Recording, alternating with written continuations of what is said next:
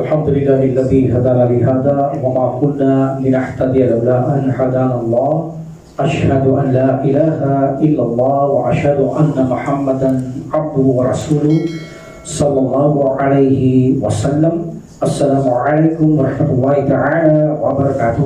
Waalaikumsalam warahmatullahi wabarakatuh. So ipagpapatuloy natin ang pagkakalifa ni Umar ibn Khattab radhiyallahu anhu. So nung nakaraan ay nasakop na ng mga kamusliman ang nahawad at kung saan ay almost nasakop na nila ang Persia, ang Iraq ng mga kamusliman at nagkaroon karamihan dito ng peace treaty, magbayad ng mga tax ang mga ayaw mag-Muslim at kung ayaw mag-Muslim at magbayad ng tax ay umalis sila sa kanilang kalupaan na tumanap sila ng kanilang matitirahan.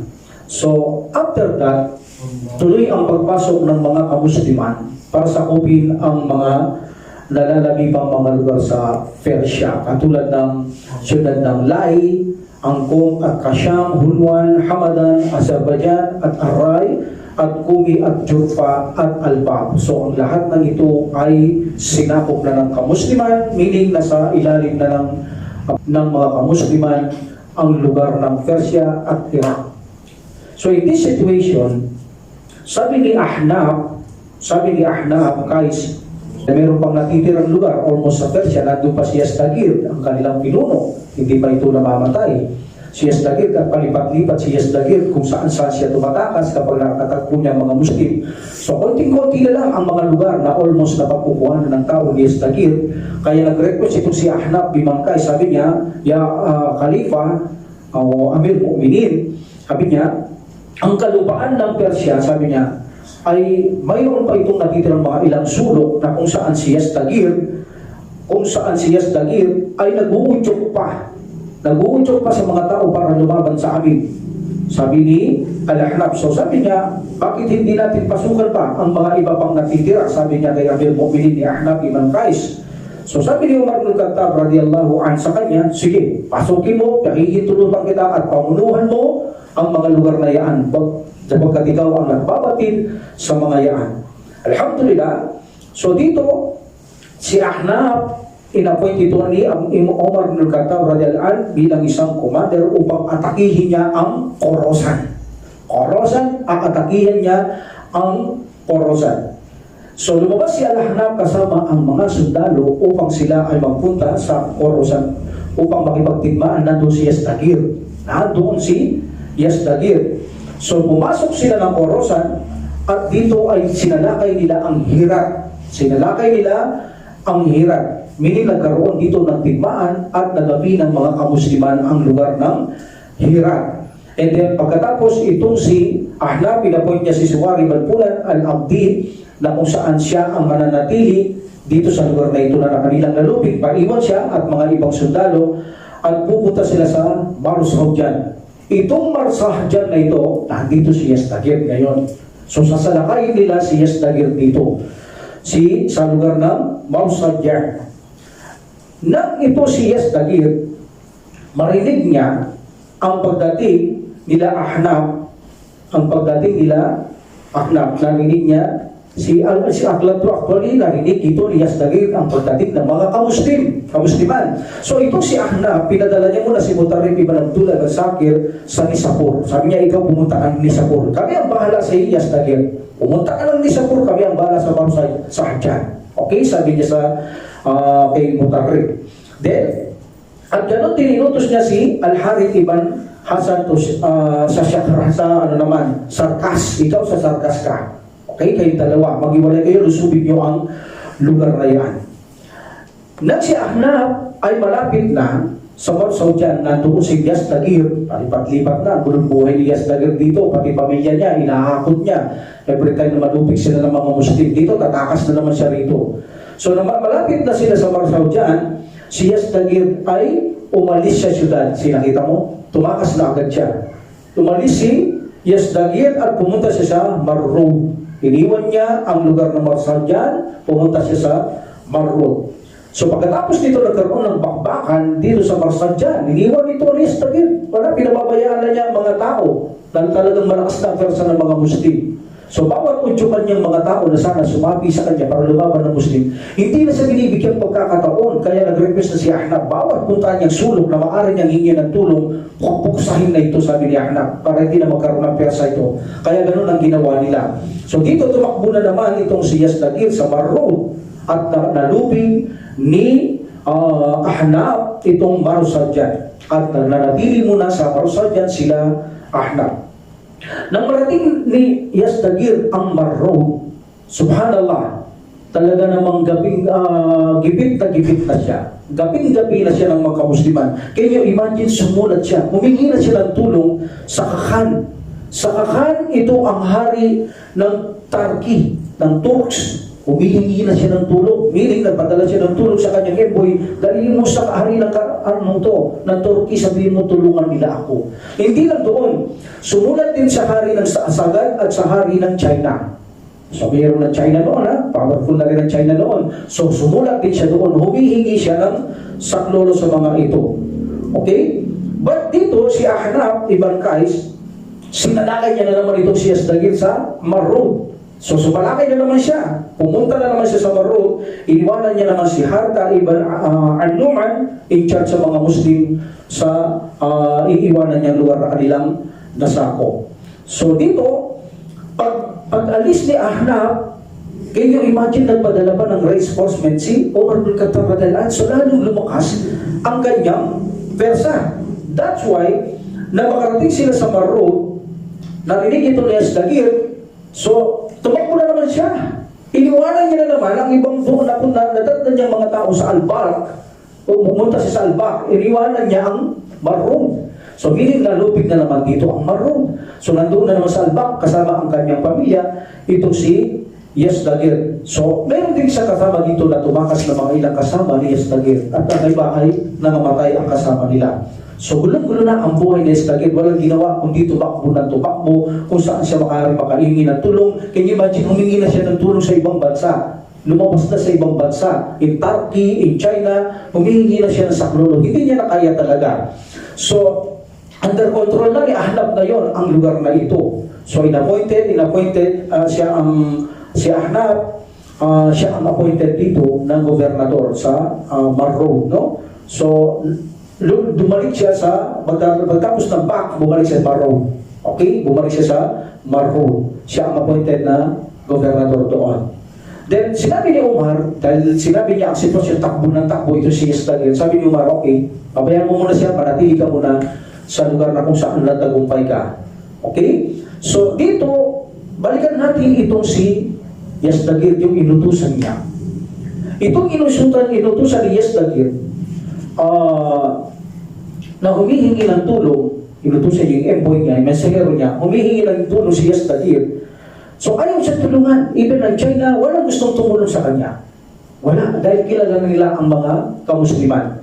But of course, dahil si Yazdagir nakapasok sa kanilang lugar, nakapasok sa lugar ni Khan, ang Turkey, hari ng Turkey, tradisyon nila ang tulungan nila kapag pumasok sa lugar ang kanilang mga partnership. So ito ay alay nila ito, alays nila ito, kaanib nila ito, hindi na pwedeng bitawan dito si Yazdagir. That's why nagdesisyon ang Khan, ang hari ng Turkey, na ito ay tulungan. So pumunta ng Balq.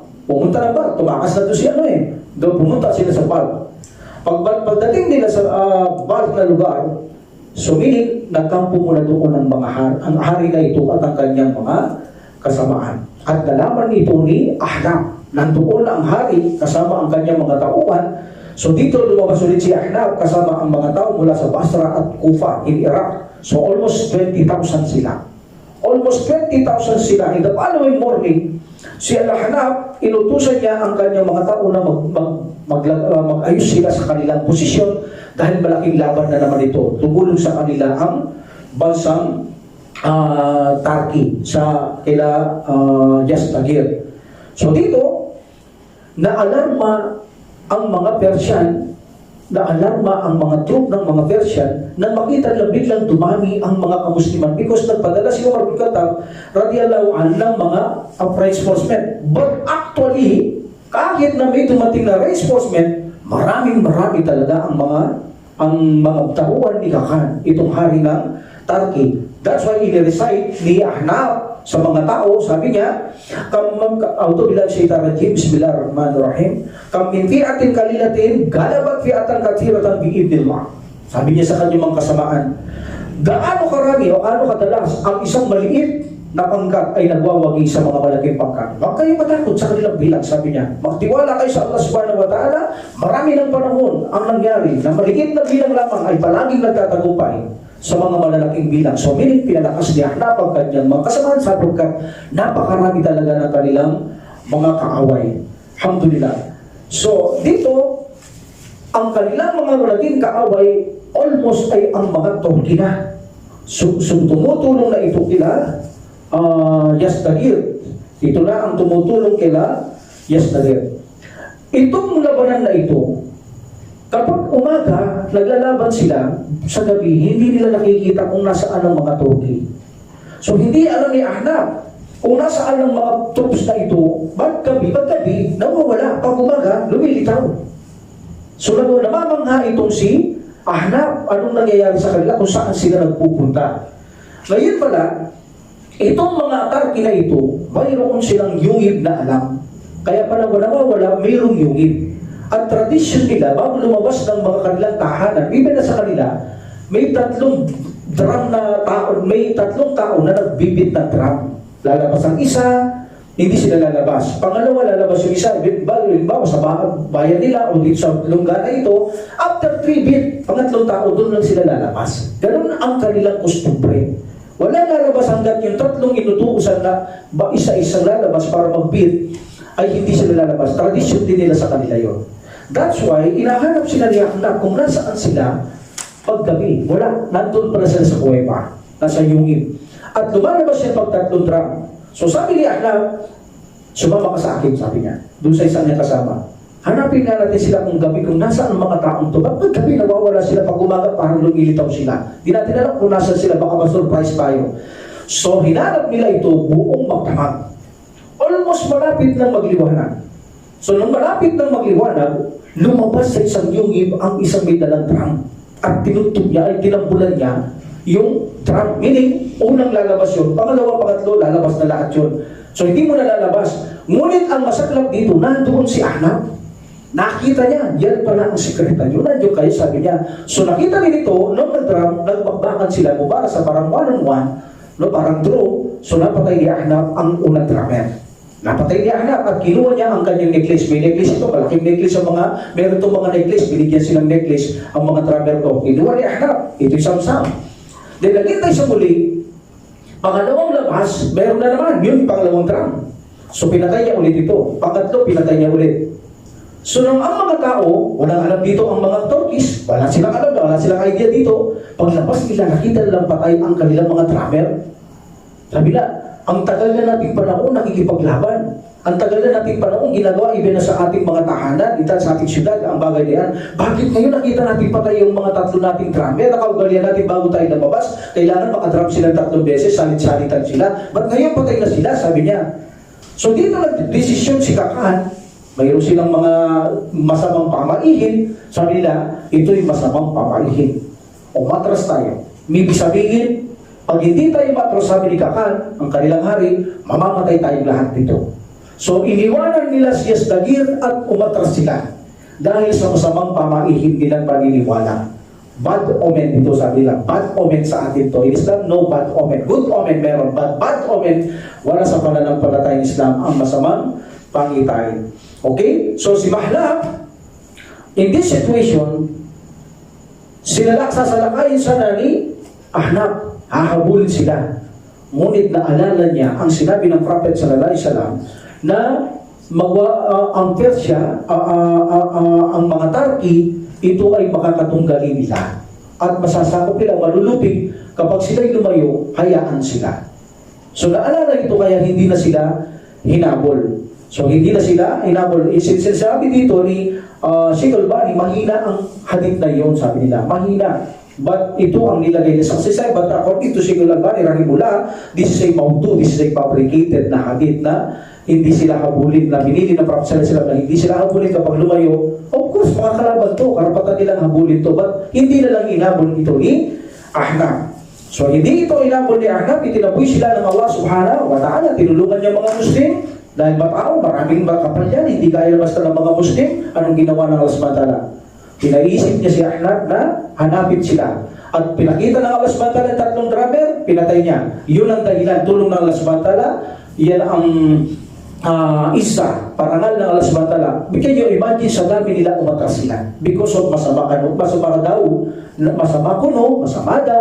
na pabaihin. That's why matras sila. Balikan natin ang hari naman sa China.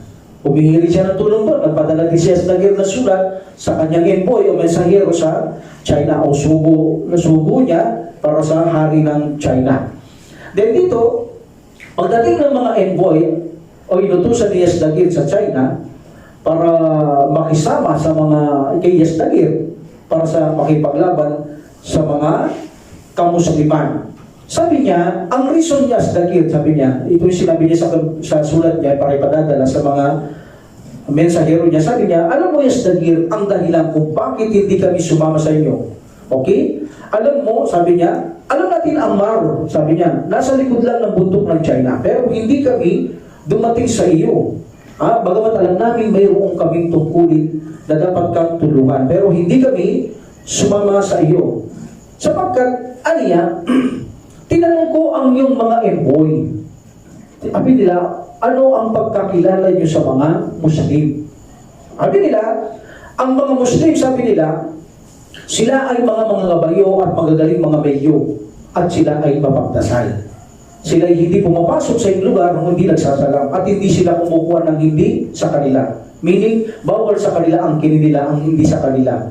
So sabi niya kay Yazdagir, pinaabot niya, sabihin niyo kay Yazdagir na siya ay makipagkasundo sa mga kamusliman.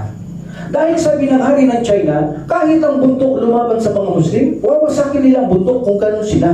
Meaning tutulungan sila kasi ng dakilang tagapaglikha, kahit bundok pang kalaban, kaya wasakin niya dahil sumasamba sila sa isang tagapaglikha na may kakayang gumawa ng lahat ng bagay. Kaya sabi niya kay Yazdagir, makipagkasundo ka na lang sa mga Muslim. So until finally, because si Yazdagir hindi siya nakipagkasundo at siya ay nanahanan, kanyang pamilya na lang ang natira. Iniwan na siya ng tao, lumayo na rin siya sa lugar na kung saan hindi alam. But later, sa panahon ni Uthman, papatayin siya. Hindi siya dito mamamatay. Sa panahon ng Uthman, binafara dahil kapag third Khalifa, doon papatayin si Yazdagir kung saan lugar siya nagtago kasama ang kanyang pamilya, papatayin si Yazdagir. Alhamdulillah. So now, si Ahnaf, napagtagumpayan niya, ito parang si Yazdagir, para sa daga, nakasulong na hindi alam kung nasaan ang taong ito at kanyang pamilya.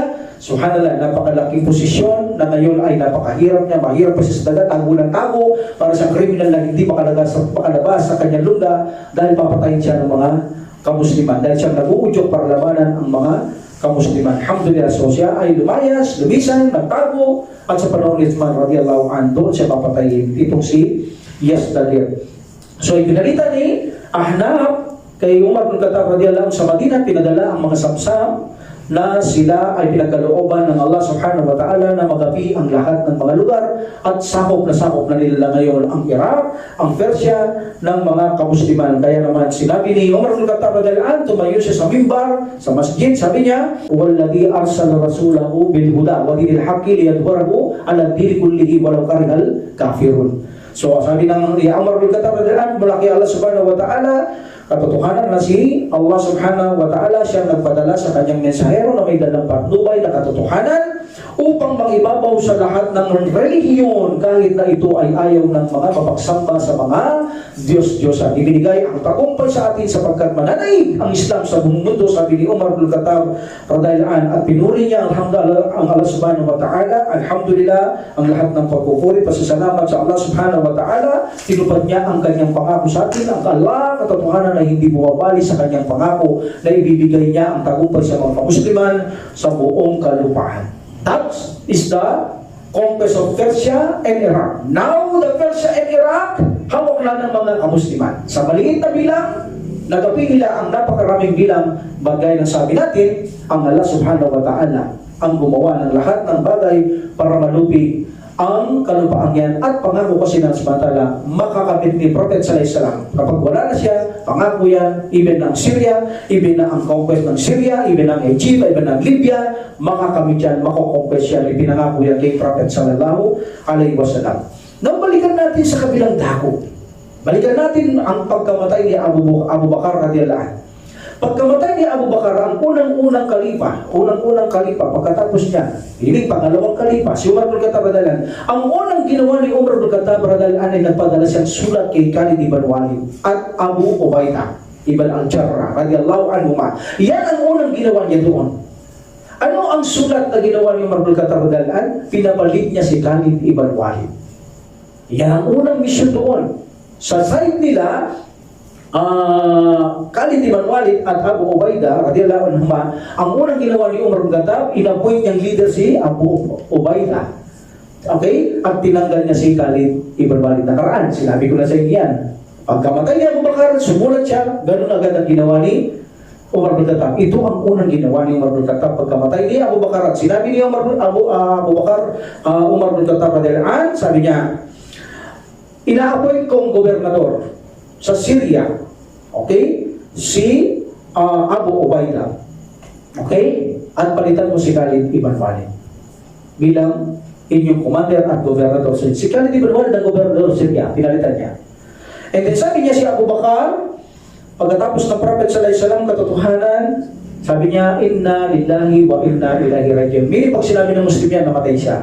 Katotohanan tayo ng galing kay Allah at tayo ay magbabalik sa Kanya. So meaning patay na si Abu Bakar. Naway kahabagan at pagpalain siya ng Allah subhanahu wa ta'ala si Abu Bakar as-Siddiq radhiyallahu anhu, na kung saan sabi niya ang gumawa ng katotohanan, ang taong nag-utos ng kabutihan at nagbawal ng kasamaan, maamo, mainhin, tahimik, madaling puntahan, palakaibigan at matalino higit sa lahat. Sabi ni Umar bin Khattab radhiyallahu anhu, tayo ay humihingi ng gantimpala sa Allah sa anumang kalamidad na pagkawala niya at mga kalamidad na dinadanas ngayon ng mga kamusliman. Naway tulungan tayo ng Allah subhanahu wa ta'ala na mabuhay at makamit ang paraiso pagkamatay natin, at ang Allah subhanahu wa ta'ala ang may kakayaang gumawa ng lahat ng bagay. Sabi ni Umar bin Khattab radhiyallahu anhu, narinig ko, sabi niya, na plano ninyong kubkubin ang Damascus. Ina-appoint ko bilang commander niyong Muslim si Abu Ubaidah. Palitan na si Khalid ibn Walid. Hindi sinabi nito yung Ubaidah eh. Kaya nagalit si Khalid ibn Walid, hindi niya sinabi. Ayaw niyang parang nahihiya siya. Kasi para kay Abu Ubaidah, dapat mamuno si Khalid ibn Walid. But because of the Khalifa, wala siya magagawa. Kaya hindi niya sinabi kay Khalid ibn Walid. Unang-una, ayaw niyang madismaya si Khalid ibn Walid at gusto niyang namumuno si Khalid ibn Walid at nagpaplano siyang kasalukuyan dito para sa kupin ng Damascus. Ayaw niya itong maistorbo. So dito, itinago ito ni Abu Ubaidah. Hindi niya ito pinaalam kay Khalid ibn Walid. That's why, nang si Khalid ibn Walid, malaman niya ito, so nagkaroon sila ng konting dispute. Hindi dispute for makamundo. Hindi dispute for makamundo, kundi dahil sa dapat sa pagsunod at pagtupad. So sabi ni Khalid ibn Walid radhiyallahu anhu, bakit hindi mo sinabi sa akin, ya Abu Ubaidah radhiyallahu anhu, na pinalitan na pala akong commander, ikaw na pala ang pumalit, bakit hindi mo sinasabi sa akin? Sabi niya, patawarin ka ng Allah, sabi niya, bakit itinago mo sa akin samantalang alam ko akong commander, tapos nakikita ko nagsasala ka sa likod ko, dapat ako nagsasala sa likod mo, bakit hindi mo ito sinabi? Ikaw ang commander, ikaw dapat mag-imam, hindi ako. Bakit itinago mo, commander ka na, nag-iimam pa ako, nasa likod ka? Sabi niya, alam mo, sabi ni Abu Ubaidah sa kanya, patawaran ka rin ng Allah, sabi niya. Hindi ko gustong sabihin ito, sabi niya, hanggat hindi mo marinig sa iba. So tama, narinig niya sa iba. Hindi ko gusto sabihin ito sa iyo, sabi niya, hanggat hindi mo marinig sa iba. Unang-una, sabi niya, ayaw kitang antalahin sa mga planong sa pagkubkub natin sa Damascus. Ayaw kitang interrupt. Gusto kong magplano. Mabuti kung sasabihin ko yan, of course, tao tayo, pwedeng ma-distract ka, maging matamlay ka, mawalan kang gana. Hindi niya ginawa. That is the first reason. At pangalawa, sabi niya, wala akong pakialam sa makamundong bagay, sabi ni Abu Ubaidah, wala akong pakialam sa makamundong bagay, ginawa akong mamuno, hindi ako concerned sa pamumuno, sabi niya, wala akong pakialam dyan.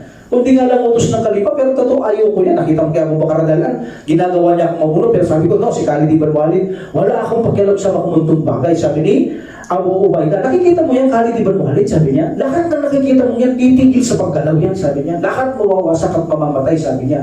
Ang layunin natin, Khalid, sabi niya, ang kabilang buhay. Kung ginawa man akong pinuno ng Khalifa, sabi niya, walang kawalan sa atin at walang kawalan sa iyo. Bakit? Hindi naman makamundong target natin kung akong ginawang pinuno. At least, sabi niya, ang pinuno mahirap kami kung bakit ayaw ko. Mas malapit siya matukso at malapit siya mas magkamali. That's why ayaw ko mamuno, sabi niya, dahil mas malapit na talaga yung matukso magkamali ang pinuno at responsibilidad sa kanyang mga nasasakupan. Sabi niya, kaya hindi ko minimiti ito. Ngunit utos lang ni Umar bin Khattab radiyallahu anhu, binigay ni Abu Ubaidah yung sulat ni ang Khalifa, Amir Mu'minin kay Khalid ibn Walid. At of course, doon binasa ni Khalid ibn Walid. But kahit ganun pa man, hindi nagbago si Khalid ibn Walid. Ganun sila eh. Kahit pinalitan sila, hindi sila nagbabago. Patuloy pa rin sila. Kung ikaw ang commander, hanggang. Okay? No big deal. I am the followers. Ikaw ang commander ngayon, no big deal. Walang magbabago sa akin. Walang magtatampo, walang magdadandam, walang fitna. Ganun sila. Namumuno lang sila for the sake of Allah. Wala sa kanila, pinuno ka, tagasunod ka. Ang pinuno sa Islam, mababa. Mataas pang mga tagasunod, hindi katulad ng kufar. Ang mga pinuno sa Islam, sila nagiging mababa. Tagasunod sila nagiging mataas.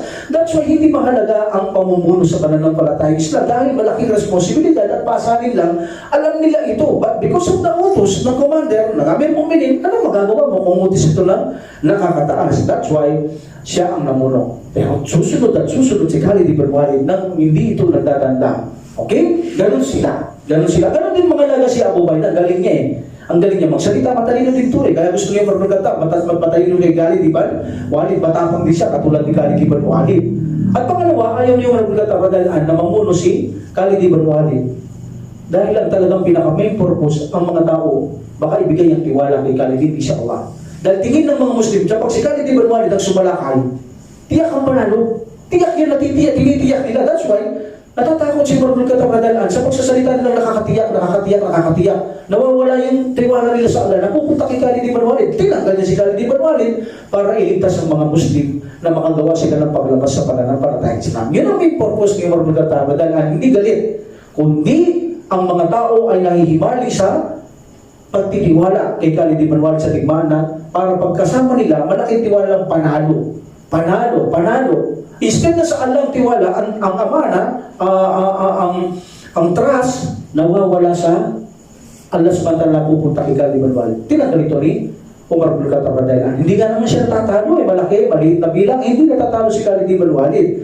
That's why yung mga tao, lumaki ang paniniwala nila kay Khalid ibn Walid na siya ay kapag kasama nila, ang panalo ay tiyak. So, tinitiyak nila, nawawala ng focus sa asbantala, napupunta kay Khalid ibn Walid. Okay, palitan mo Abu Ubaidah, si Khalid ibn Walid. Because of the reason, ayaw kong mga tao mahulog ang kanilang loob at paniniwala na ang kanilang tiwala ay malagay kay Khalid ibn Walid at hindi na sa Allah subhanahu wa ta'ala. Tapos na tayo sa Syria, di ba? Ang Syria na una nag-conquest ito kay Khalid ibn Walid. Pangalawa na lang yung nakaraan natin kanina. Pangalawa na lang yun. Nagsakop na ito ng mga kamusliman kay Khalid ibn Walid ang Syria. So pangalawang states na lang yung kinuwento nating nakaraan sa pagsakop muli ng Iraq at Syria. Because of Yazdagir, bumuo sila ng panibagong mga samaan o pangkat ng Rum, Madrima. Yun, second na lang yan. At ito ay nalupig na ngayon at sakop na ng mga kamusliman. Sa time ng Abu Bakar radhiyallahu anhu, pagkatapos ng Battle of Yarmouk, balikan natin, pagkatapos ng Battle of Yarmouk, alam natin ang Battle of Yarmouk, sila yung mga Byzantine. Okay? Sila mga Byzantine. And then, sila ay natalo na noon sa Yarmouk. Maraming bilang ang mga Byzantine, pero natalo sila. Abu Ubaidah ibn al-Jarrah, na kung saan inapoint niya si Basir ibn Ka'ab al-Himyari in charge sa Yarmouk. So, narinig niya na natalo ang mga Byzantine. Sa Yarmouk. So napagkatalo nila doon, nagsitakas ang mga Byzantine, nag-iipon na naman sila. Dalawang lugar ang pinag-ipunan. Fihil, dito, itong Fihil isang lugar na pagtitipunan ng mga Byzantine. At darating na naman ang bagong tulong mula sa Damascus. Damascus from Homs. Bibigyan nilang tulong ang Fihil laban sa mga kamusliman.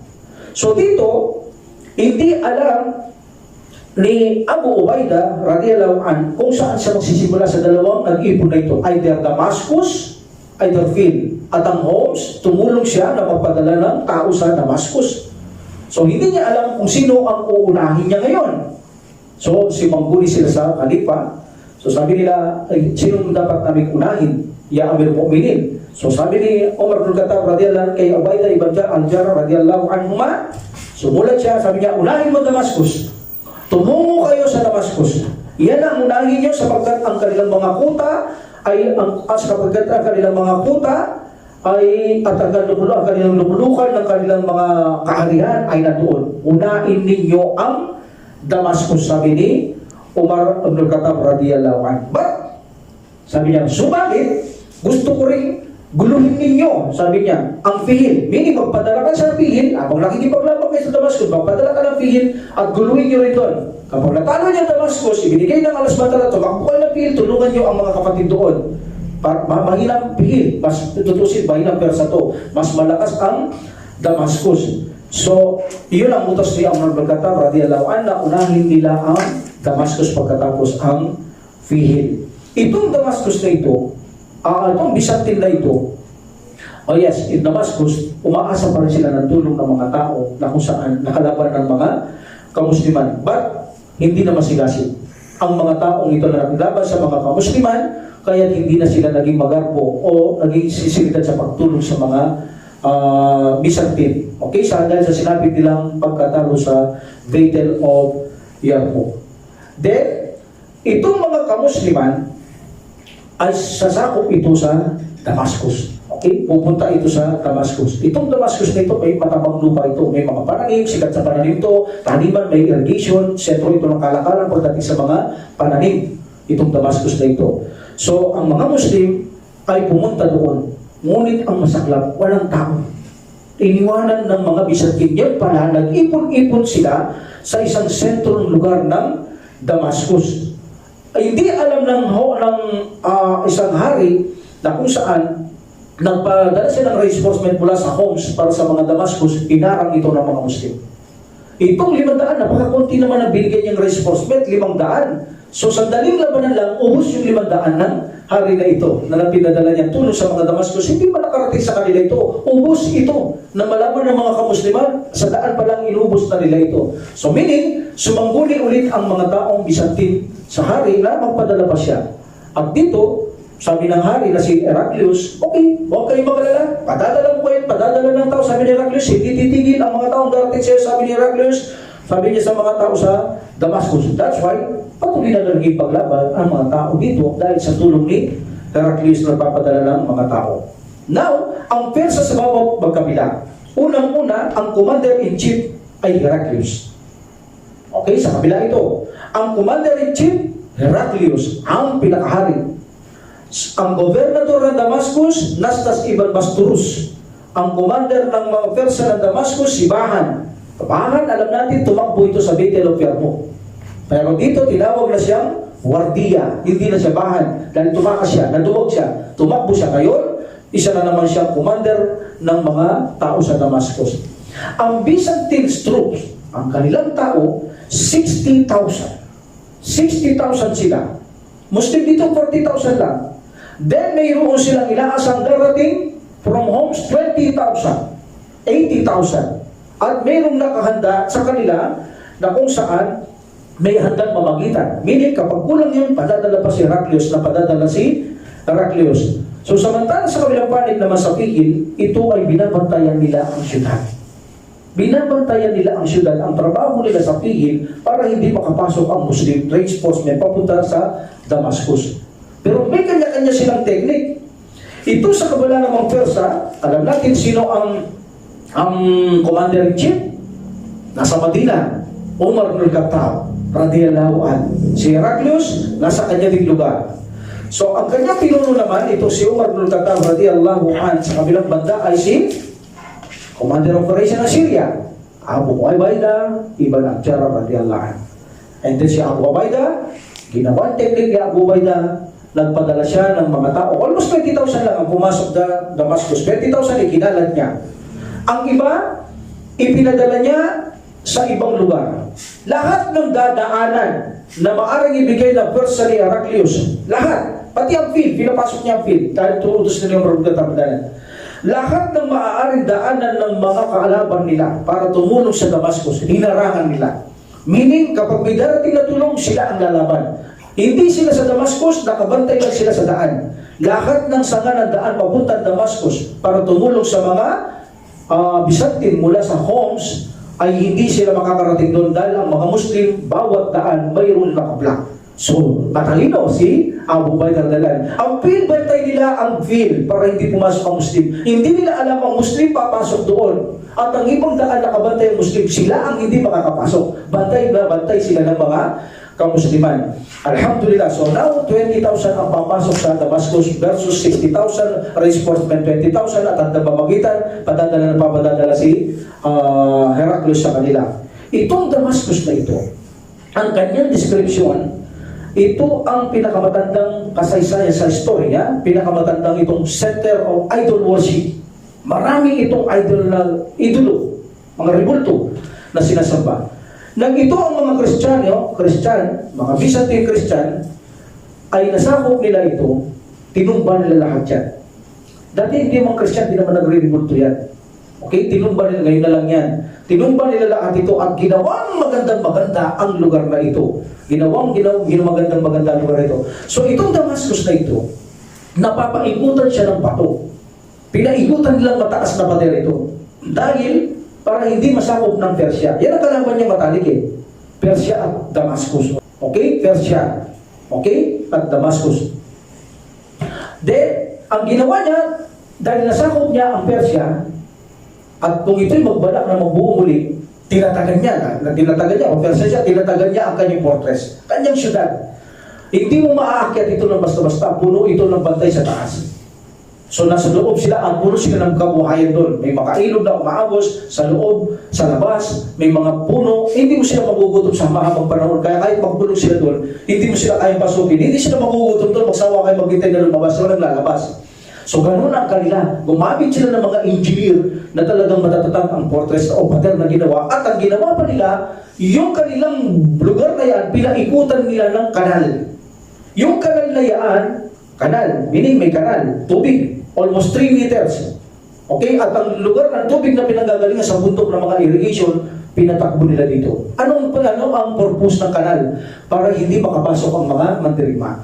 Meaning, hindi ka makakalalangoy ka doon. Pag lumangoy ka doon, maulang ka ng pana doon. So meaning, hindi ka makakapasok doon. Kabayo, malulunod doon. O lalangoy man kabayo, hindi ka rin makakalaban. Kahit na 3 meters lang, maabala ka. So may mga tao doon sa taas ng fortress, so mauubos kayo doon. Yun ang technique nila. That's why masyadong satisfy mga tao to, na walang makakapasok sa kanila. So in this situation, itong kanilang kuta na ito na napakatatang. Okay? So paano nila ito papasukan nila ang lugar? Yan ang problema nila. Kung paano nila papasukin ang lugar na ito na napakadaming bantay sa taas, napakataas ng kanyang pader, tapos itong pintuan na ito, iginawa nilang napakatatag na pagkasarado. Hindi mo kaya sirain ang pintuan nila. Talagang napakakapal ng mga kahoy, napakalaking pinto, napakatatag. Hindi mo kaya sirain maliban kung pumasok ka. Mabubuksan mo, pero kung sa labas ka, kahit gumamit kayo ng malaking poste na sabay-sabay yung ipukpok na ganyan sa bangko, sa pinto, hindi mo ubra. Hindi mo kayang sirain dahil may mga engineer sila na magagaling na gumawa ng pinto, mga kanal, mga pader. Gumamit sila ng mahuhusay ng mga engineer. Now, paano ngayon mapapasok ito? Ito ang problema ng mga kamusliman. So, at ang gate nito, maraming gate ito. Hindi lang isang main gate ito. May maliit, may malaki, may west, may mga gate ito nakapaikot. At nakapaikot din ang kanal nito. That's why kahit sa dumaan, dadaan ka ng kanal. So, hindi ka makakatakbo na mabilis, nakakabayo, naglalakad, lalakoy ka muna, ayun nakabantay sa taas, pag nakita ka, babanatan ka. Wala kayong kalaban-laban na Muslim. That's why, tumagal ang sitwasyon na ito. Hindi nakapasok ang Muslim. So, ang ginawa ng mga Muslim, dahil hindi sila makapasok, lahat ng mga nasa labas sinakop nila. Pinabayaan ng namumuno ni Abu Ubaidah, sakupin ang nasa labas. Lahat sila sinakop. Ang iba, sumuko, nakipagpastriti at ginawang mga himlayan o mga pahingahan ng mga Muslim ang kanilang mga lugar. Kasi nakabilad sila, malamig ang nakalabas sila, napakalamig ng panahon. Sa sitwasyon ito, wala silang masisilungan. So ginawa nila, sinakop nila ang mga nasa labas ng palasyo ito o syudad na ito. In this situation, si Khalid ibn Walid, nalaman niya mayroong okasyon. Mayroong okasyon sa loob ng palasyo, sa loob ng syudad na ito, in Damascus. So ang ginawa ni Khalid ibn Walid, sinyempo niya dahil may sinilang na bata ron. Nagkaroong okasyon, nag-iinuman ang mga tao. Even ay nagbabantay sa mga gate, nag-iinuman sila. So meaning lasing ang mga tao at kampante sila. Bakit? Dahil walang makakapasok na sa kanilang utang yan. Mataas ang pader, hindi mo kaya akyatin yan. Kahit iagis yung tao, pagpatong-patong pa yung tao, mahihirapan kayo basta-basta yan. At may mga gwardiya sa itaas, nga lamang sinyempo ni Khalid ibn Walid, nasa araw na ito, may okasyon sila. So ang ginawa ni Khalid ibn Walid, gumawa sila ng lubid para agdanan. Yan ang ginawa niya. Hagdanan na lubid. At sa itaas nito, may bakal. Parang angkla, parang nakasima. Para pag inagis nila sa taas, may posibilidad na kumapit sa pader yung dalawang bakal doon sa dulo ng hagdanan, lubid. So, nakita ni Khalid ibn Walid na ang mga tao walang bantay. Dahil ngayong okasyon na, umiinom sila doon sa Damascus sa loob. At ang mga bantay, lasing na rin sila, nagiinuman. Nakalimutan nila ang pagbabantay sa taas at saka kampante sila. Alam nila, hindi makakapasok ang Muslim. Maririnig mo lalamoy o makikita mo yung kung may bantay sa taas. Alam nila, makikita sila. Pero ginawa ni Khalid ibn Walid, ingat na ingat siya. May mga bato rin doon. Ang ginawa nila, kasama dito si Al-Kaka, si Khalid, parang magaling. Tumatago sila sa bato. At dinitignan nila kung may nagro-ronda sa taas ng kuta nila. Okay? So nakita ni Khalid ibn Walid, wala. At dumaan si Khalid ibn Walid sa matubig para hindi mahalata. Dahil kung hindi sa matubig, alam nila, sa hindi matubig daraan ng Muslim. Dumaan siya doon sa matubig para hindi pansinin yun. Dahil alam nila, hindi dadaan doon ang tao. Doon sila dumaan. Until finally, makalapit sila sa pader. Nang makalapit sila sa pader, sabi ni Khalid ibn Walid, akong mauuna akyat. Pagka-akyat ko, pag sinabi ko takbir Allahu Akbar, umakyat kayo susunod. Meaning, okay yung sitwasyon. So, hinagis nila ngayon yung bakal sa hagdanan. So, nakasabit naman to. Alhamdulillah. And then, umakyat si Khalid ibn Walid sa hagdanan na lubid. At nakita ni Khalid ibn Walid ng pagkaroban niya, lasing ang mga tao. So, sabi niya, Allahu Akbar. Umakyat sila Al-Kaka, ang mga pangkat-pangkat, umakyat. And then, finally, nang makita, nakakyat ng mga ito, sinalakay nila ang mga nagbabantay sa gate. So, siyempre, of course, kayo, lasing kayo, yung chance ninyo, lalo na madilim yung panahon, bagamat maliwanag ang buwan, madilim panahon, lasing ka, wala kang masyadong chance pagka ganito lumaban na lamu ka sa anak, kahit na hindi maliwanag ang buwan. So, nagapi sila ni Khalid ibn Walid, kanya kasamaan, at binuksan nila ang pinto, dito nakapasok ang mga Muslim. Lahat ng pinto binuksan, nakapasok ang mga Muslim. Allahu Akbar. Ganun nilang ginabi ang Damascus sa matagal na buwan, ilang buwan na ngayon pasukin kung paano papasukin yun. Nang magandang pagkakataon, may sinilang, nagkaroon ng okasyon, yun, nagplano ng matindi si Khalid ibn Walid para pasukin. Hindi naman si Khalid ibn Walid, gusto niya mamatay sa jihad eh. So ito ang choice. Walang choice para makapasok, malimang gumawa ng hagdan ng lubid at ay itapon sa taas yung bakal niya, si Maga sa makasalalay, yung bakal na yan, at hakyat si Khalid at mga kasamaan niya, radil anhum, at saka nila nilabanan na sa mga nagbabantay sa gate na umiinom, napatay nila at binuksan ang gate. Alhamdulillah, pumasok lahat ang Muslim. Alhamdulillah, gulat na gulat. Gulat na gulat ang kanilang commander doon kung paano nakapasok ang mga Muslim. Now, in the situation, ang tanong, nagkaroon pa ba ng digmaan? Dito makikita nyo kung manonood kayo ng mga story, magbabasa, wala nang story na nagbakbakan pa sila. Sa una lang yung sa gate. So, mayroon ngayon ikhtilaf, different opinion. Sabi ng iba, wala nang bakbakan. Automatic sumuko na ang mga tao doon. Magbabayad sila ng tax. So automatic, sumuko na sila. Ang iba naman sabi nila, nagkabakbakan at saka sumuko. Sabi nila, ang iba meron mo ng bakbakan, maraming namamatay, at saka nakita ng mga kalaban na hindi kaya nilang Muslim, matatapak. That's why sumuko sila. So sa madalit sabi, nagkaroon man ng bakbakan o nagkaroon man ng Antibanong Peace Treaty, ang mahalaga dito ay nasakop ng mga kamusliman ang lugar ng Damascus na kung saan matagal silang nagtyaga sa labig at ang mga tao dito nakabota dahil sa labig. Sila nakatsinelas o sandals lamang, pero ito ay tiniis ng mga kamusliman para lamang magapi ang kalupaan ng Damascus. Alhamdulillah. So, ang conquest ng Damascus, sino nakagawa nito? si Khalid ibn Walid radiyallahu anhu, siya nakapasok sa pamamagitan ng tulong ng Allah subhanahu wa ta'ala. So meaning, pagkatapos naman dito, sabi ni Abu Ubaidah, hawak na nila ngayon ang Damascus, para na silang itinuturing ng mga hari ng tao doon, labas-pasok na sila doon. So inutos naman ni Abu Ubaidah si Khalid ibn Walid sa Bika. So pumunta sa Bika, sabi niya, yung lugar na yun, sakupin mo, sabi niya. Okay? At nagpadali pa ng mga ibang lugar si Abu Ubaidah upang sakupin din ang mga lugar. At ito'y nagkaroon ng mga diba, ang iba naman hindi, sumuko na lang. At kay Khalid ibn Walid, radalaan, kung saan ang mga tao sa Bika o Balabak, sumuko sila. At nakipagpastriti kay Khalid ibn Walid. So nasakop na nila ngayon ang lugar na yan, nakapaligid sa Damascus, nasakop nila. Anong susunod? Babalik sila sa Fil. Diba? Konting bilang lang yung Fil na yun. Meron na siya minutos na siya buhay na, ngayon babanatan nila yun, babalik sila doon. O siyempre, of course, pagdating dito, ano mangyayari sa mga tao? Magugulat na naman ang mga tao dito. So in this situation, babalik sila at akihin nila ang Fil. Nang malapit na ang mga Muslim, ang mga Byzantine dito, ay 100,000. 100,000 na. 100, malapit sa 100,000. Kita niyo mga sa pinadala ng Cornelius, dumami na dumami sa Fil. Napakahina lang doon, biglang dumami na dumami. So dumating ang mga kamusliman, alhamdulillah, nagkaroon ng takot. Nervous kasi kasama nila sa Fil, mga Byzantine. Dati na nakilabas sa Yarmouk, meron na silang panik, nagpapanik na sila sa mga Muslim. That's why, yung ibang kasama nila nagpapanik nito, takot na sila, parang yung bilang nila, o konti na lang talaga. That's why, nagabi na naman sila ng mga kamusliman, iba na napakalaki ang kanilang tropa, o ukbo, almost 100,000 ang tao na dumating doon sa Fil, inubos ito ng mga kamusliman. Almost, maliban sa mga nagsitakbuhan, alhamdulillah. So madalit sabi, itong Fil ay nagapidin ng mga kamusliman. Alhamdulillah. So tapos na sa Syria, ngayon nasa Damascus naman, bumabanat sila Khalid ibn Walid, Abu Ubaidah, katulad na dito sila Muawiyah, Amir ibn al-As, papasok din sila sa Jerusalem, papasukan na nila lahat yan, insyaAllah. Alhamdulillah.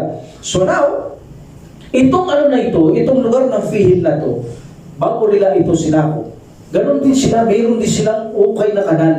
Ang sa kanila naman, ginawang putik, mababa ngunit maputik. Meaning kapag gumapak ang kabayo, hindi na makakaalis. Meaning kung umapak ka, hindi ka na makakaalis. Meaning hindi ka na makakalaban, doon ka na lang, lumabag ka na lang, pero hindi ka makakagalaw. Ginawa nila ang kanal nila hindi malalim na tubig, kundi maputik, malalim na putik.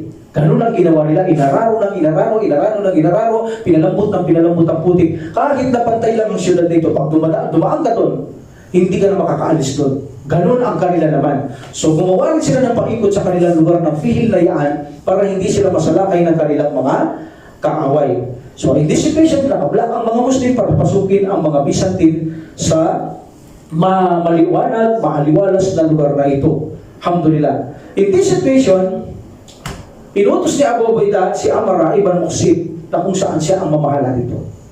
And then nakita ni Amara, mahirap pasukin. Walang ibubuga kapag pumasok mga Muslim, tiyak, matatalo sila. So in this situation, naisip niya na mahirap itong pasukin ang Byzantine. Sabi niya, lusubin mo na ang syudad. Ganun din ang ginawa sa kabila. Lusubin mo na ang mga syudad, tapos i-block niyo lahat. Para walang pumasok at lumabas ng mga kalabang ito. So kinubkob nila muna itong mga kalabas ng Fil at nakubkob nila ang mga syudad na nakablock na lahat ang lugar dito. Meaning talagang makukulong na lang ang Fil sa loob, hindi na sila pwedeng lumabas. But in this situation, bagamat sa ito'y nagtagal na sila nasa loob, nandito na si Khalid ibn Walid, siya ang pinakapambungat dito, si Khalid ibn Walid sa organansang ito. Okay? Tapos nandito sa left flank, right flank, sila Amir ibn al-As, Dirar ibn al-Azur, at saka yung mga naglalakad, leader dito si Iyad ibn Galan. So, iniisip nila, dahil nandun na sila, tinulungan ng mga Muslim sa Fil. So in this situation, hirap na ang mga tao sa Fil. Nakakulong na lamang sila, nakabarrier na lamang sa labas. Kuha na lahat ng Muslim. So in this situation, inisip na lamang ang isang namumuno nila na gumamit sila ng atake. Gumamit sila ng atake kaya lang sa gabi. Pero matalino si Amara. Sabi niya, huwag na huwag kayo matutulog. Kung mayroon na magpahinga, kailangan may nagmamalman. Dahil ang mga taong yan, hindi mapagkatiwalaan, pwedeng umatake sa araw o sa gabi. So ganun siya masyado siyang alerto.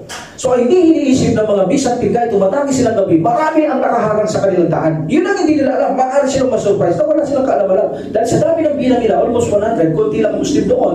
Sabihin na natin ang inutos doon ni Abu Ubaidah. O sabihin na natin lahat ng densyon na 40,000. Tanggalin na rin yung nakaharang sa daan na kung saan darating sa Damascus para tumulong mula sa Homs. Tanggalin na natin, dalhin na natin yung 40,000 sa field. 100,000 yun sa loob eh. That's why iniisip dito ng mga namumuno, banatan sila ang mga Muslim sa gabi. Pagod na tayo, hirap na tayo. Kailangan na natin sacrifice. Talo, mabigo, o manalo, magwagi. Alhamdulillah, ganun sila. Ganun na ang desisyon nila. So, parang suicide na. Manalo, matalo.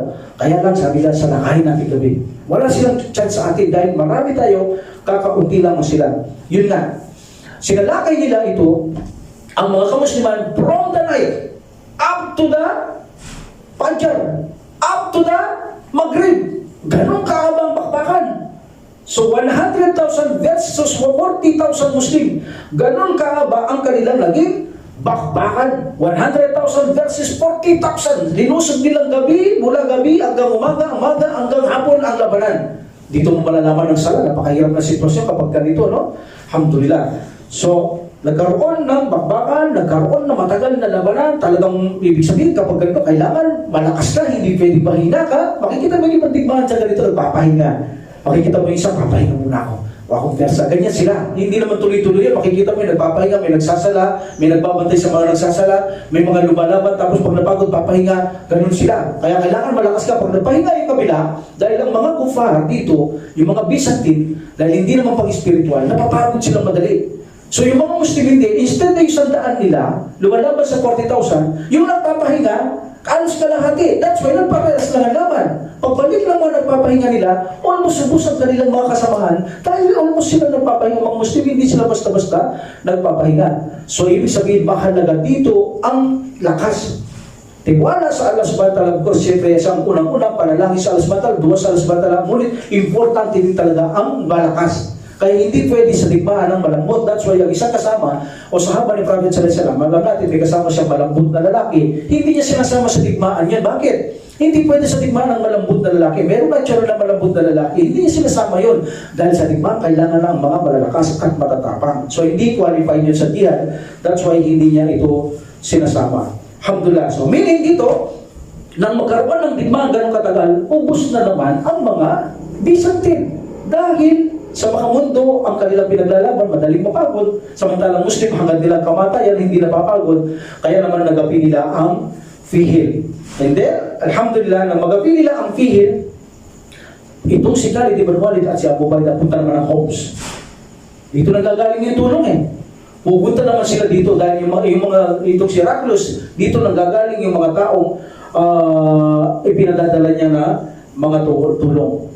Nang makadating si Abu Ubaidah at si Khalid ibn Walid, mga kasama nila radiyallahu anhum sa Marja, Rome, nakarating sila doon, nagkaroon ng pukpukan na naman doon. Bloody battle doon. Makikita mo ang mga taong nakastay doon.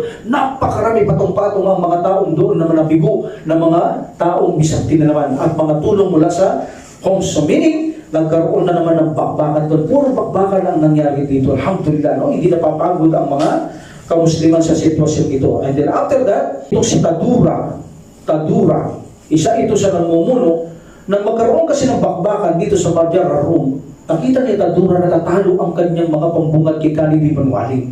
So inisip ni Tadura, sabi niya, hindi uubra, kailangan tumakas na ako. So ginawa ni Tadura, tumakas na siya kasama ang kanyang mga ibang kasamahan. That's why nag-decide si Abu Ubaidah na habulin ang versa ni Tadura. Pinabol niya kay Khalid. Khalid sabi niya, abulin mo si Tadura ang kanilang versa. Alam natin may mga scout pang natitira sa labas itong si Abu Ubaidah. Katulad ni Yazid ibn Abi Sufyan radiyallahu anhu. Nandoon siya, umiikot siya. Sakto nalaman nila si Tadura tumakas. At papunta sa lugar ito, inabol nila. And then nag-meet sila. Okay? Nagpukpukan na naman si Tadura at kanyang mga tao, sila Yazid at kanyang tawan. At parating naman sila Khalid sa likod. So meaning maiipit na naman itong mga taong Byzantine na ito dahil inaabol sila Khalid. Nang makita nila Khalid, sila Yazid ibn Abi Sufyan nakikipaglaban dito kay Tadura, dumating sila Khalid, yun, nagkaroon ng kaguluhan sa mga Byzantine, nagkaroon ng takbo dito, takbo doon, dahil nagkaroon ng kalituan dahil naipit sila sa mga kamusliman. Alhamdulillah, so dito nagkaroon ng pakpukan si Tadura, si Khalid Ibn Walid at ang kanyang mga troops until finally pinatay sila ng mga kamusliman, ng mga Byzantine, maliban sa mga nagsitakbuhan at maliban sa mga nagsitakas. So ubus ang mga Byzantine sa panahong ito sa mga kamusliman. 40,000 laban sa almost 200,000, 60,000 plus 40,000 in Damascus, sa kabila sa Fihil, 100,000. In Homs, sa daan ito, marami din dito. Marami din ang naglaban dito at namatay dito. Almost 200 plus thousand ang mga Byzantine inubos ng mga kamusliman. Lawak ba? In this situation, kanila, marami din ang mga Muslim na nagapi pero hindi umabot sa sinabi natin nakaraan 8,000 plus. Yung mamamatay Muslim, konti lang. Sa kanila, daan-daang libo ang mga namamatay. Yan ang kaibahan ng makamundo at pang-spiritual. Paano matatalo yung isang taong gustong mamatay? Diba? Ikaw na ayaw mong mamatay. Pag ginanyan mong itak mo dahil sa ayaw mong mamatay, hindi mo inaabot sa tao dahil ayaw mo rin siya tamaan, ayaw kanya tamaan ka. Meaning, kontrolado yung itak mo sa kanya, kontrolado yung katawan para hindi kanya abutan. Eh, yung gusto hindi eh. Lalapitan ka talaga niya para patayin ka niya. Kung mapatay mo siya, nagtulila. Yun ang gusto niya. Kaya mabibigo at mabibigo ang mga taong natutuwag sa mga labanan. That's why palaging bigo ang mga hindi Muslim. Alhamdulillah. Sa tulong yan ng Allah subhanahu wa ta'ala. The conquest of Baisan and Tabariya.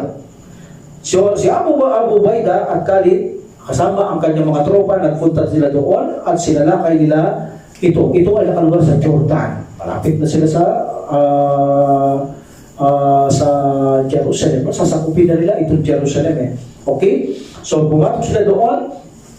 Si Surahbil, kasama niya si Amir ibn al-As, kung saan sila sa Baisan sila pupunta at doon nakipaglaban sila at matay nila at ang iba nakipag-peace treaty, nagbayad sila ng jizya o tax at ang mga Karaj nagbayad din ang mga Karaj sa kanilang kalupaan ng tax at jizya at ganoon din ginawa ni Anwar Sulami sa mga people sa Tabariya, nagbayad din ng tax. Doon nila pasakop na pasakop ang mga lugar na ito ng mga kamusliman. The Battle of Homs. Dahil sabi natin, papunta sila sa Homs, nagkaroon ng digmaan sa daan at marami ang namatay doon. Dahil hinabol pa rin Khalid Ibn Walid si Tadura. Okay? Dito, umabot na tayo sa Homs. Ang target nila ang Homs kung saan dito nagagaling ang taong ni Hercules na pinadadala niyang tulong sa mga Byzantine.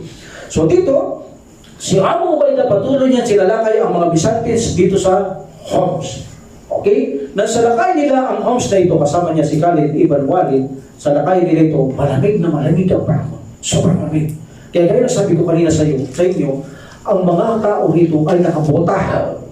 Sila basag-basag ang mga paa ng mga kamusliman dahil wala silang bota. Ganun kalamig, basag-basag ang kanilang mga paa, talampakan, dumudugo ang mga talampakan ng mga kamusliman. Pero dahil doon sa pagtitiis nila para sa kalugtan sila, kaawaan, gantimpalaan ng Allah subhanahu wa ta'ala, ang lahat ng ito ay tinis nila sa mahabang panahon. Kahit na malamig ang panahon, basag-basag ang labi, basag ang kanilang mukha. Alam niyo kapag wala kayong gamit, hindi kayo sanay sa lamig. O, sobrang malamig talaga. Wala kayong mga gamit sa papahid, sa mukha, sa labi, sa mga paa. Mapapasag lahat yan. Dahil na-experience ko sa Japan yan. Sa Japan ako, hindi ko alam yung gano'n. Nabasag lahat ng labi ko. Tipay na binigyan ako ng gamot. Ipinapahid ko yung pati mukha. Binigyan ako. Para hindi mabasag yung mukha ko. Talagang masusugatan ka. Ganon nilang tiniis ang lugar na ito. Basag-basag ang kanilang labi, ang mukha, ang paa, ang kanilang mga palad. Pero nagtiis silang lumaban hanggang sa masakop nila ang mga lugar na ito. Alhamdulillah. So dito sa lugar ng Homs, ito ay miracle. Sabi ng mga tao dito, bakit hindi na lang tayo makipag-treaty sa mga Muslim?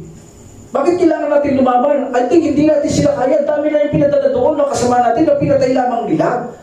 O tayo na ngayon ang susunod. Sabi nila sa namumuno, sumuko na tayo. Makipag-usap ka. Dito, ang isa dito, sa mga Homs dito na pinuntaan, ng mga tao para sa muling sumuko, ayaw, lumaban. Lumaban sila sa mga kamusliman until finally napatay sila ng mga kamusliman. So until finally nakakulong sila ngayon sa kuta nila, may pader din ito. Nagalawak ba ng mga Muslim? Lawak ba? Biglang yumanig ang lugar nila. Biglang yumanig. That's a miracle. That's a isa pala sa matala. Biglang gumalaw ang lugar nila. So sabi nila, ayan ang sinasabi natin. Ang mga Muslim ay sumasamba sa isang tunay na Diyos, dinidinig sila, sumuko na tayo. Ayaw pa rin ang namumuno. Another, Allahu Akbar! Lahat ng kanilang pader tumumba o nagkalamat muna. Nagkalamat muna. Ang iba tumumba na. Ba't hindi lahat? Almost sa taas lang yung manig. At nagkalamat-lamat ang kanilang mga pader. Meaning, isang takbir pa siguro, inshallah, wasak na ito. Hindi na inayaan ng kanilang namumuno, lumabas na sila at nakipag-peace sa mga Musliman. Then after ng peace treaty, magbabayad sila ng tax. Kapag peace treaty, may sulat yan, ginagawa sulat. Ay binasag ng Muslim ang buong pader. Lahat. Bakit nila binabasag ng mga buong pader? Lahat na sila akong binasag. Para kung sakali na makipaglaban ito, wala silang pader na aharap para pasukin sila. That's why walang protection na pader. Binabasag ng mga kamusliman ang mga pader na yan. So bawat nasakop nila mga pader na may mga pader, binabasag yan para kapag sila ay nagrebelde o sumira sa kasunduan, walang pader na haharang sa mga Muslim para pasukin sila. That's why binabasag nila ang mga pader. In Battle of Kinasirin, itong sikat, Kinasirin, dito hinangaan ni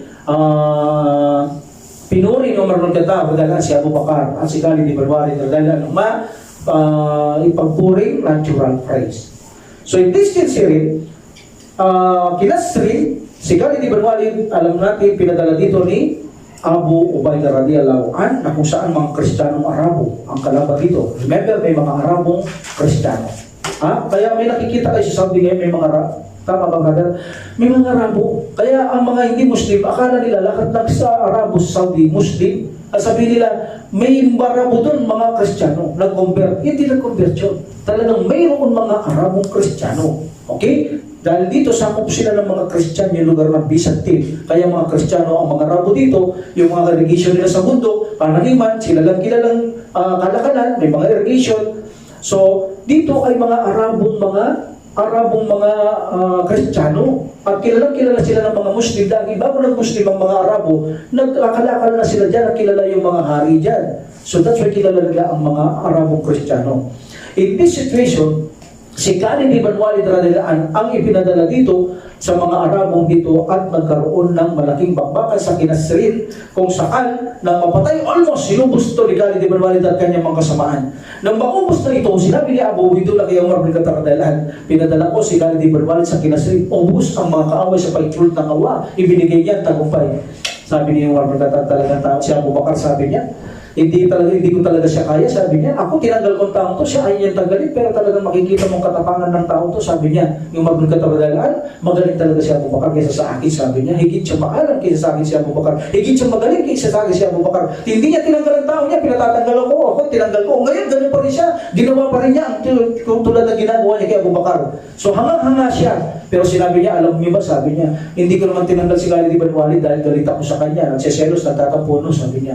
Ang tanging dahilan ko lamang kung bakit ko inalis si Khalid ay dumidepende na ang tao sa kanya, sabi niya. Takot na ako para sa mga kapatid sa pananampalataya. Baka ma-convert ang tiwala nila kay Khalid ibn Walid hindi sa Allah at lumabas sila sa Islam para pananampalataya Islam. That's why, saan ko tinanggal si Khalid? Iban na ikagalit niya, ikapuot niya sa akin. For the sake of tinanggal ko siya para ang mga tao hindi magkasala sa Allah subhanahu wa ta'ala. Pero hindi ako galit kay Khalid ibn Walid. Actually, anong sabi niya kay Abu Ubaidah? Bago siya sumalakay, Abu Ubaidah, isama mo si Khalid ibn Walid. Kapag hindi mo siya isinama, hindi mo makakayanan ng iyong misyon. Nakita niyo? Ganon siya katiwala kay Khalid ibn Walid. Tinanggal niya lang, parang tao hindi umanga sa kanya. Pero sabi niya kay Abu Ubaidah, bago ka lumakad sa iyong mga lakad, huwag mong kalimutan sa tabi mo si Khalid ibn Walid radhiyallahu anhu, sapagkat hindi mo kaya ang lakad na yan kung wala si Khalid ibn Walid. Kaya tiwala din si Umar bin Khattab kay ang Khalid ibn Walid. Hindi siya galit. Totoo lamang na ang sinasabi niya ay nangangamba siya sa mga tao na baka dumipende ang kanilang mga paniniwala sa digmaan na mananalo sila kay Khalid ibn Walid, hindi sa Allah subhanahu wa ta'ala. Kaya mga sulat nung nakaraan, pinarating niya na ang tagumpay ay galing lang kay Allah. Meaning walang nanggaling sa atin. Ibig siya Babidullah radhiyallahu, alam nila yan mga sahaba na kung saan ang tagumpay galing kay Allah. Meaning hindi kay Khalid ibn Walid, hindi kay Umar bin Khattab, hindi galing kay Ubaydullah, galing lang kay Allah subhanahu wa ta'ala. Yun ang palaging pinangaral ni Umar, ang tauhid, ang kaisaan ng Allah subhanahu wa ta'ala, para makalimutan nila si Khalid ibn Walid Kapag siya'y kasama, ang tagumpay tiyak, makalimutan ng tao, maalala lang tama si Umar bin Khattab, ang Allah nagbibigay tagumpay, hindi si Khalid ibn Walid radalaan, hindi si Umar bin Khattab radalaan, hindi si Ubaydullah ibn Jarrah radalaan, kundi ang Allah subhanahu wa ta'ala. That's why ipinangaral niya ang lahat ng lugar ng mga gobernador Romania siya, mapatay eskwelahan, at ipangaral ang tauhid, akida, kaisaan ng Allah subhanahu wa ta'ala para ang Muslim ay hindi lumabas sa pananampalatayang Islam. So inshallah sa susunod, papasok tayo sa pagsakop nila sa Jerusalem, Al-Aqsa. Papasukan nila kung saan na nag-immigrate al-Isra wal Mi'raj sa Prophet sallallahu alaihi wasallam. Ang Jerusalem, ang totoong masjid dyan ay binasak, ginawang basuraan ng mga taong ito na kanilang papasukan. Pero pinakita na SWT ang masjid dyan na Al-Aqsa na buong-buo kay Prophet sallallahu alaihi wasallam, pero ang totoo basurahan na lamang yon. Ito ang kanilang susunod na sasakupin, ang Jerusalem, ang lugar na ito, insyaAllah, 16 after Hijrah, sa panahon ni Umar bin Khattab radhiyallahu anhu. So we will stop here. Wa akhiru da'wana alhamdulillahi rabbil alamin wa salatu wa salam ala rasulillah subhanaka allahumma wa bihamdik asyhadu an la ilaha illa anta astaghfiruka wa atubu ilaik. Assalamualaikum warahmatullahi taala wabarakatuh. Jazakumullahu khairan. Waalaikumsalam. Allah